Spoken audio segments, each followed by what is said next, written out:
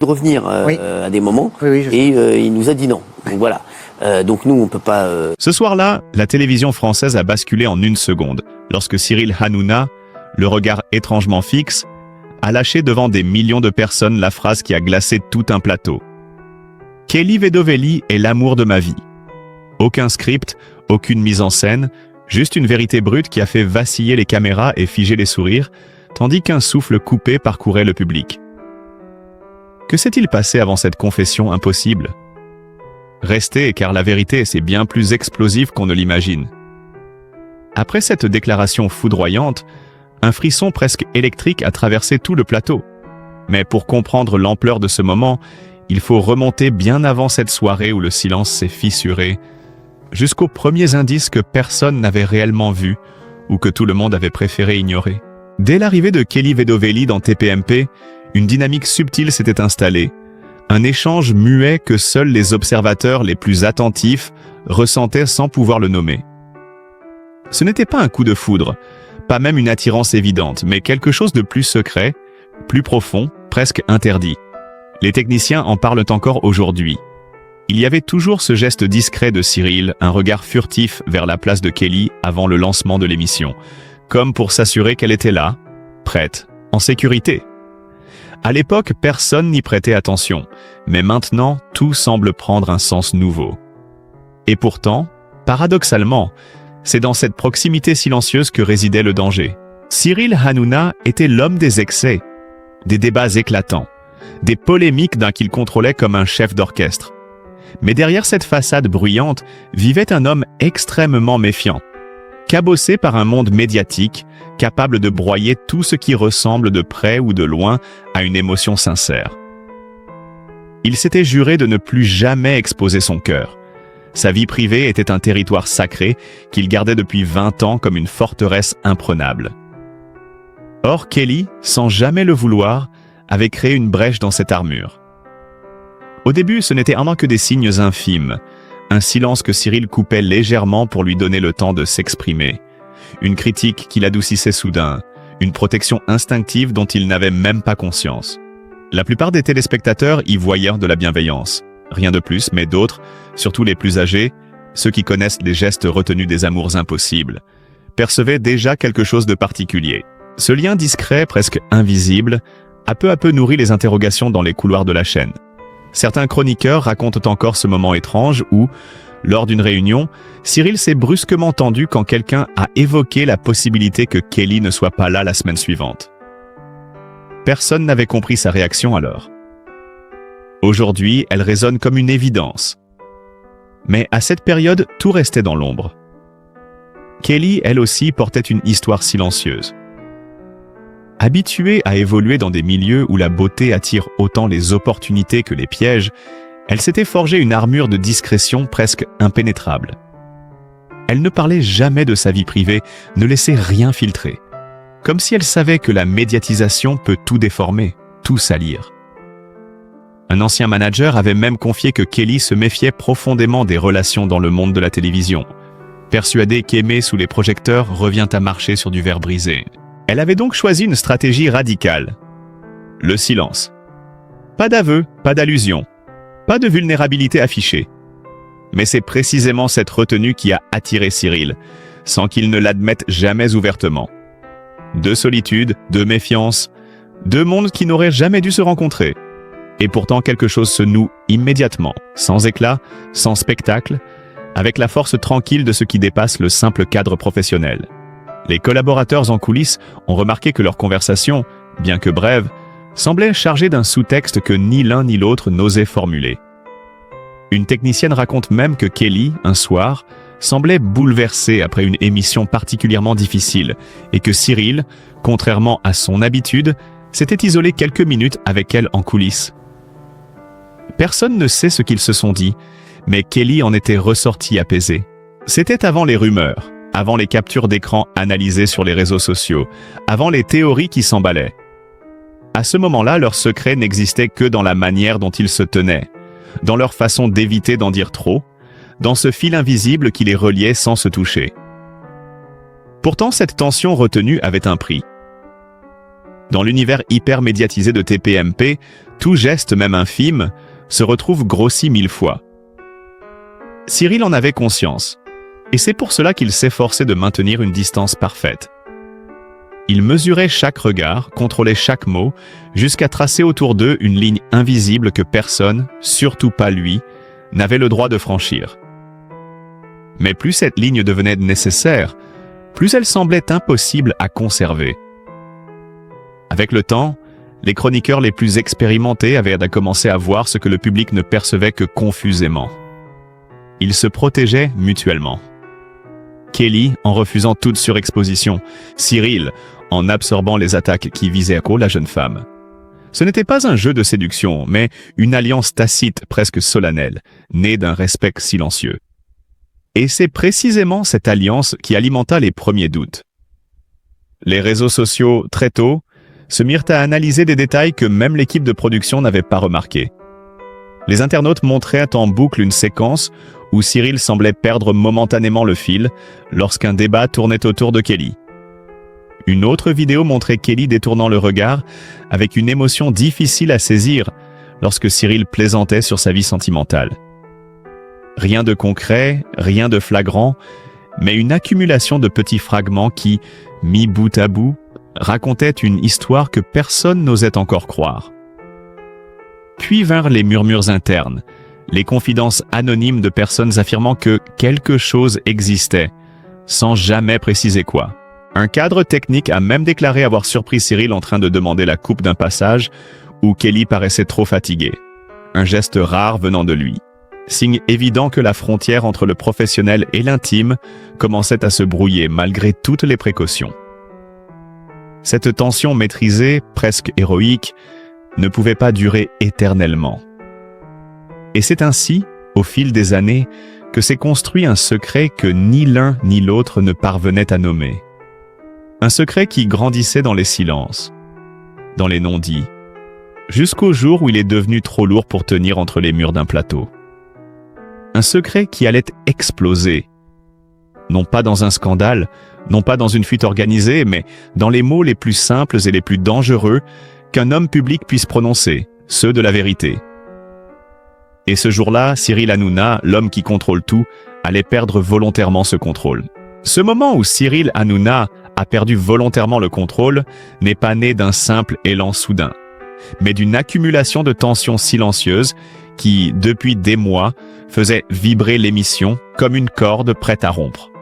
À mesure que les rumeurs s'intensifiaient, que les réseaux sociaux disséquaient la moindre respiration entre eux, Cyril avait senti un piège se refermer lentement, celui d'un mensonge par omission qu'il n'arrivait plus à porter. Car plus il tentait de protéger Kelly, plus le monde extérieur cherchait à les exposer, à transformer une complicité pure en feuilleton rentable. Certaines semaines, les recadrages subtils, les regards fuyants ou trop prolongés, les phrases avortées devenaient presque insupportables. Les chroniqueurs, même inconsciemment, contribuaient à cette pression, glissant des insinuations légères qui faisaient rire le public, mais qui, dans le cœur de Cyril, ajoutèrent une pierre de plus à une vérité qu'il n'avait jamais voulu dévoiler.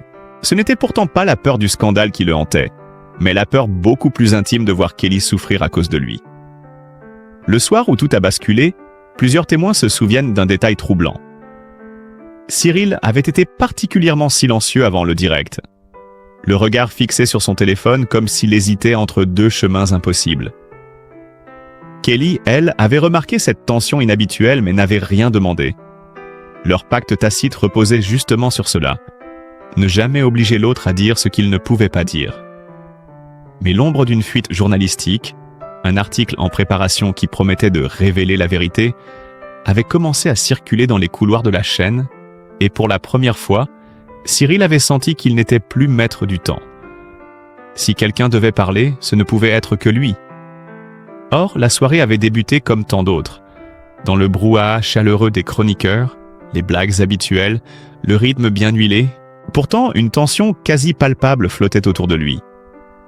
Même la caméra principale avait capté son léger décalage à l'antenne, un micro-retard d'une fraction de seconde qui trahissait un esprit ailleurs. Lorsque la discussion a dérivé vers les sentiments, un thème qu'il esquivait toujours avec aisance, Quelque chose en lui s'est fissuré. Les mots qu'il prononçait semblaient mécaniques, trop légers pour être sincères. Puis il y eut ce silence. Un silence qui n'existe jamais en direct. Un silence qui a glacé l'équipe entière. À cet instant précis, certains ont cru qu'il allait simplement couper la séquence, faire une pirouette humoristique, reprendre le contrôle comme à son habitude. Mais ce n'est pas ce qui s'est produit. La caméra s'est légèrement recentrée sur son visage, captant un regard d'une intensité inhabituelle. Kelly, elle, était immobile, absolument immobile, comme si son corps avait compris quelque chose avant même que les mots n'arrivent. Ce n'est pas la déclaration qui a choqué le plus, mais la manière dont elle est sortie. Calme, nue, dépourvue de tout artifice. Une vérité brute, presque dangereuse. Et à partir de cette seconde, tout a changé. Les chroniqueurs se sont figés, incapables de trouver une posture entre la stupéfaction et la pudeur. Kelly, elle, a montré ce que les caméras n'arrivent presque jamais à capturer. L'instant exact où un secret trop lourd cesse d'être porté seul. Mais si la stupeur a figé le plateau, c'est la suite qui a bouleversé les coulisses. Dès la coupure publicitaire, un silence pesant a envahi l'équipe. Certains craignaient un scandale immédiat, d'autres redoutaient une crise interne majeure. Kelly était sortie quelques minutes, accompagnée d'une maquilleuse, le visage parfaitement contrôlé mais les mains tremblantes. Cyril, lui, s'était isolé dans une loge pour la première fois depuis des années, assis, le visage dans les mains, conscient que cette phrase allait redessiner tout ce qu'il avait construit.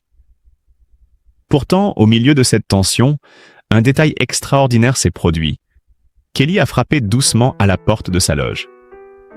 Personne ne sait exactement ce qu'ils se sont dit, mais un membre de l'équipe a affirmé avoir entendu la voix de Kelly, douce mais ferme, dire « Tu n'es plus seul maintenant ». Cette phrase n'a jamais été confirmée, mais elle hante encore ceux qui étaient là ce soir-là. À partir de ce moment, la question n'était plus de savoir s'il y avait une histoire entre eux, mais comment ils allaient survivre à l'impact. Car une vérité dite en direct n'appartient plus à celui qui la prononce. Elle devient une tempête publique, une onde de choc incontrôlable. Et pour la première fois, ils allaient devoir l'affronter ensemble, non plus dans les silences, mais sous les projecteurs les plus impitoyables. Et c'est précisément là que commence le véritable tumulte.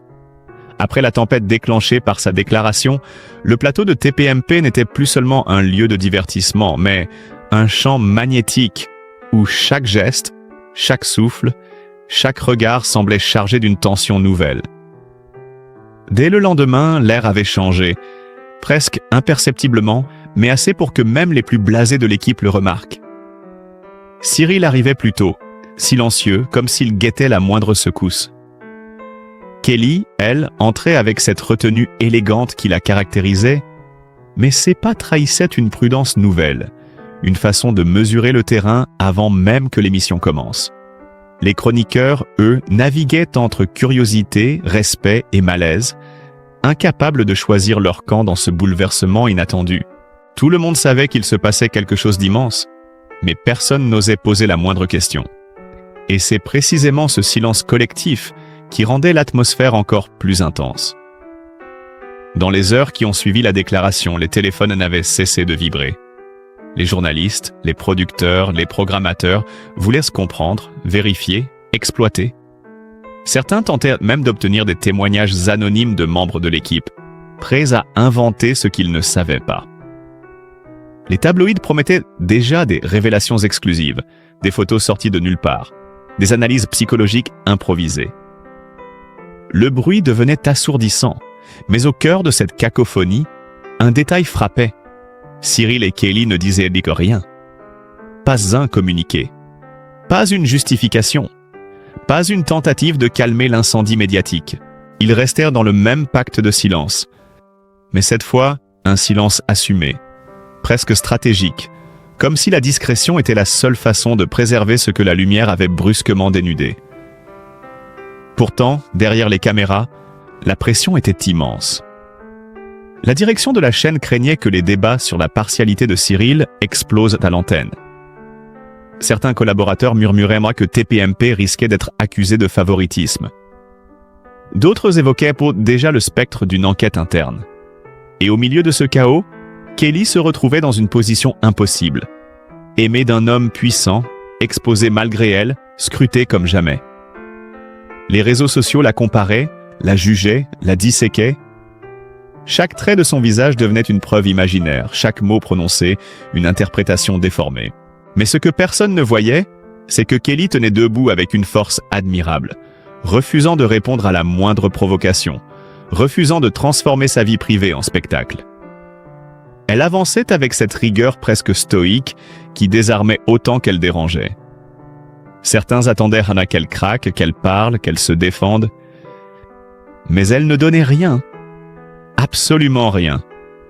Et cette absence de réaction la rendait encore plus énigmatique, presque intouchable. De son côté, Cyril, fidèlement, maintenait une distance professionnelle impeccable durant l'émission, plus stricte encore qu'avant, comme s'il voulait prouver au monde entier qu'il ne laisserait jamais son cœur influencer son travail.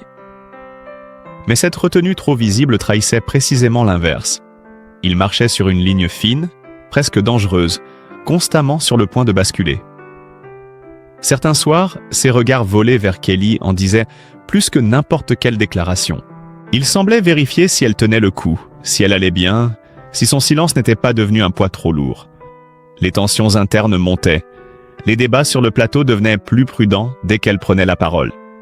On évitait les piques trop agressives, les provocations habituelles et par crainte de paraître injuste. Ce changement d'attitude ne passait pas inaperçu, ni des téléspectateurs ni de la presse. Pour la première fois, l'émission était accusée d'une forme de douceur inhabituelle. Et ironiquement, cette douceur attisait encore davantage les soupçons. Puis, un événement discret mais déterminant a marqué un tournant. Un soir, Kelly a été absente de l'émission pour une raison personnelle. Rien d'inhabituel, mais le visage de Cyril ce soir-là a suffi pour déclencher une vague de rumeurs. Il était tendu, nerveux, presque maladroit. Plusieurs chroniqueurs l'ont remarqué. Il perdait le fil, riait trop fort, ou au contraire se murait dans un silence bref, avant de reprendre le contrôle avec une énergie artificielle. Les internautes ont immédiatement analysé cet épisode, en faisant une preuve supplémentaire de l'intensité de leur lien. En réalité, ce n'était pas la preuve d'un amour spectaculaire, mais celle d'un attachement profondément humain. Cyril était inquiet, sincèrement inquiet. Pour Kelly, pour ce qu'elle vivait hors caméra, pour ce qui l'avait forcé, involontairement, à affronter. Après l'émission, il avait quitté le plateau plus vite que d'habitude, ignorant les questions, les caméras, les demandes de la production. Certains l'avaient vu se diriger vers les coulisses où seuls les membres proches de l'équipe sont autorisés. Une rumeur persistante raconte qu'il aurait passé un long moment au téléphone avec Kelly. Non pas pour régler une crise, mais simplement pour entendre sa voix, pour savoir qu'elle allait bien. Ce soir-là, beaucoup dans l'équipe ont compris une chose essentielle. La déclaration de Cyril n'était pas un coup d'éclat d'animateur, mais un point de rupture d'homme. Et ce point de rupture allait continuer de redéfinir non seulement leur relation, mais tout l'équilibre de TPMP. Car une vérité dévoilée ne peut jamais être effacée. Elle change tout. Et désormais, plus personne ne pouvait ignorer ce lien qui les unissait, même s'ils continuaient à tout faire pour le protéger des projecteurs. À mesure que les jours passaient après cette déclaration qui avait bouleversé la France entière, une nouvelle réalité s'installait lentement autour de Cyril Hanouna et Kelly Vedovelli. Une réalité où chaque mouvement devenait matière à interprétation, où chaque silence prenait la forme d'un aveu indirect. Pourtant, malgré la lumière écrasante des projecteurs, quelque chose de profondément intime continuait de vibrer entre eux, comme si la vérité n'avait été qu'entrouverte, pas entièrement révélée. Les médias s'épuisaient à vouloir définir leur relation. Étaient-ils ensemble, séparés, en transition, en négociation? Aucun mot ne convenait vraiment, car ce qui les liait ne ressemblait pas aux histoires médiatiques classiques. C'était un lien né dans la retenue, dans la pudeur, dans cette façon rare de se protéger l'un l'autre sans jamais rien réclamer. Et c'est précisément ce qui rendait leur situation si mystérieuse, si fascinante. Cyril, qui avait toujours su naviguer dans les tempêtes médiatiques avec un instinct redoutable, se trouvait désormais dans une position étrangement vulnérable. Chaque décision prise sur le plateau pouvait être interprétée comme un signe en faveur de Kelly ou comme un effort maladroit pour masquer une préférence évidente. Ainsi, il devait constamment ajuster son attitude, son ton, ses interactions. Un soir, lorsqu'un chroniqueur avait prononcé une remarque ironique sur Kelly, Cyril avait eu une réaction très subtile mais perceptible. Il avait inspiré profondément, comme pour contenir quelque chose qui menaçait de dépasser le cadre professionnel. Même si sa réponse était restée posée, presque trop contrôlée, les internautes avaient immédiatement relevé cette tension microscopique, la disséquant sur des dizaines de vidéos au ralenti, preuve que plus rien, absolument rien ne pouvait leur échapper désormais. Kelly, quant à elle, vivait une exposition brutale qu'elle n'avait jamais désirée. On scrutait ses vêtements, ses expressions, sa manière de s'asseoir, de sourire, de regarder Cyril ou de l'éviter. Chaque choix de maquillage devenait subitement symbolique. Chaque absence signifiait un tournant. Chaque présence calme était analysée comme une stratégie. Certains soirs, elle semblait presque flotter dans un état de grâce fragile, comme si, malgré le poids immense qu'elle portait, elle avait choisi de tenir debout avec une dignité silencieuse. D'autres soirs, la fatigue transperçait légèrement son regard, laissant deviner les conséquences d'une pression émotionnelle qu'aucune préparation médiatique ne peut réellement anticiper. Pourtant, ce qui frappait le plus, c'était sa constance. Elle ne répondait à aucun article, ne confirmait rien, ne démentait rien. Elle refusait de donner prise aux amalgames, aux pièges tendus pour l'attirer dans un récit qu'elle ne contrôlait pas. Au sein de l'équipe, cette attitude inspirait le respect, presque de l'admiration. Plusieurs membres confiaient en coulisses qu'ils n'avaient jamais vu Kelly aussi concentrée, aussi résolue à traverser une tempête sans jamais lever la voix. Et c'est sans doute cette force calme qui touchait le plus Cyril. Lui, habitué à manier le bruit comme une arme, se retrouvait face à une femme qui répondait au chaos par le silence, à la polémique par la constance. Cette opposition, loin de les éloigner, semblait les rapprocher davantage. Un soir particulièrement révélateur, alors que l'émission venait de se terminer, Cyril avait été vu restant seul dans le studio encore éclairé, assis sur une chaise, le regard perdu dans le vide. On raconte qu'il avait refusé plusieurs invitations professionnelles, prétextant des obligations urgentes. La vérité, selon un technicien présent ce soir-là, c'est qu'il était resté simplement parce qu'il n'arrivait pas à quitter le lieu où Kelly et lui partageaient chaque jour des fragments de vie, même silencieux. Il semblait mesurer le poids de ces mots, leurs répercussions sur elle, sur lui, sur l'émission, sur la chaîne. Pour la première fois de sa carrière, Cyril ne contrôlait plus le récit. La presse, les réseaux, les équipes internes, tout le monde écrivait à sa place, plaçait Kelly et lui dans des cases réductrices qui ne correspondaient à aucune vérité. Et cette perte de contrôle, paradoxalement, révélait quelque chose de nouveau chez lui. Une vulnérabilité assumée. En parallèle, la direction de la chaîne devenait de plus en plus nerveuse. Des réunions confidentielles se tenaient régulièrement pour évaluer l'impact de cette situation sur l'image du programme. Certains cadres suggérèrent de diminuer la présence de Kelly à l'écran afin de calmer les rumeurs. D'autres, au contraire, estimèrent qu'il fallait maintenir le cap et éviter de créer une polémique encore plus grande en la retirant. Entre ces propositions contradictoires, Cyril se retrouvait dans une position difficile. Comment protéger celle qu'il avait nommée publiquement sans donner l'impression de la favoriser? Comment continuer à travailler ensemble dans un climat où le moindre geste pouvait devenir un titre de presse?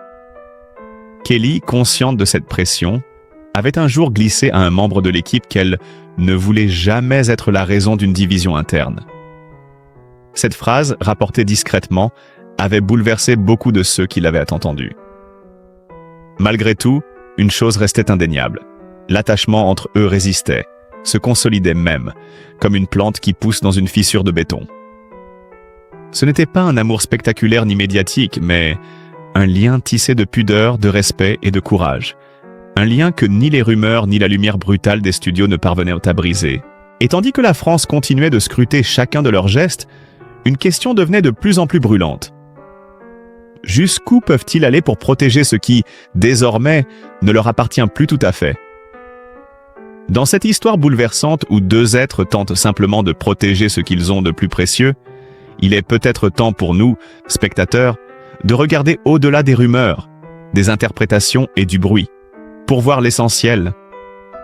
Derrière Cyril Hanouna et Kelly Vedovelli, Il y a deux êtres humains qui avancent avec leur fragilité, leurs doutes, leurs peurs, mais aussi avec une sincérité rare dans un milieu où tout se joue souvent dans l'apparence.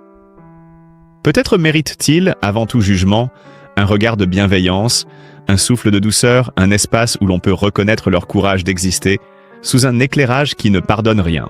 Nous oublions trop vite que les émotions réelles ne sont pas des intrigues de feuilletons, mais des vies aussi qui se construisent dans le silence, dans la retenue, dans le respect mutuel. Si cette histoire vous a touché, si vous avez ressenti ne serait-ce qu'un fragment de cette tension invisible qui les relie, alors prenez un instant pour leur envoyer votre soutien. Laissez un like, partagez cette vidéo avec quelqu'un qui croit encore en la force des liens sincères. Abonnez-vous pour continuer à suivre ces récits humains qui nous rappellent que, derrière la célébrité, il y a des cœurs qui battent comme les nôtres. Votre geste, aussi simple soit-il, fait toute la différence et nous encourage à raconter ces histoires avec le respect et la sensibilité qu'elles méritent. Merci d'être là, merci de regarder jusqu'au bout et merci de continuer à croire en l'humanité derrière les projecteurs.